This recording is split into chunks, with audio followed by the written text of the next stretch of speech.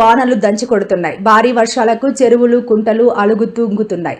వాగులు వంకలు పొంగి పొర్లుతున్నాయి. అనేక లోతట్టు ప్రాంతాలు జలమయమయ్యాయి. కాగా హైదరాబాద్ రోడ్డులో ప్రధాన రహదారిపై వరద నీరు రావడంతో కార్లు కొట్టుకుపోయాయి. అలాగే కామారెడ్డి పట్టణం అతి భారీ వర్షాలతో మునిగేసింది.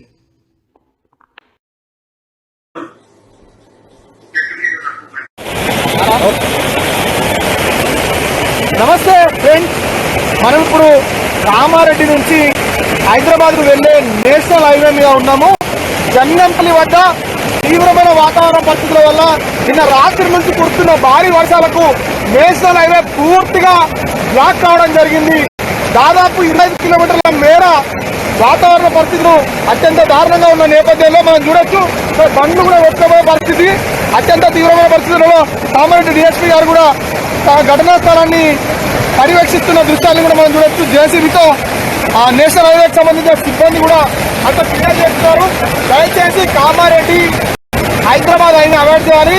మరి ముఖ్యంగా చూసుకున్నట్లయితే సిద్దిపేట నుంచి కరీంనగర్ వెళ్తున్న నేషనల్ హైవే కూడా వాతావరణ పరిస్థితులు ఉధృతిగా ఉండడం వల్ల ఆ నేషనల్ హైవేని కూడా అధికారులు క్లోజ్ చేస్తున్నారన్నట్టుగా మనకు ప్రాథమికంగా సమాచారం వస్తుంది.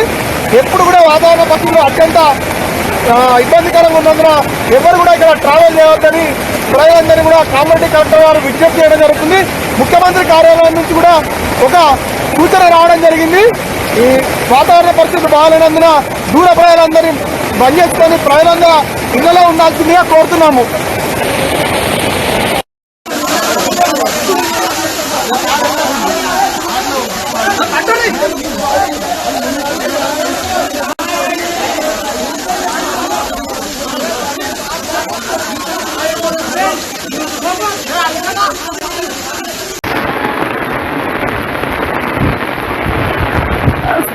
रेके चढ़े जनारान मरे कना मरे कोनी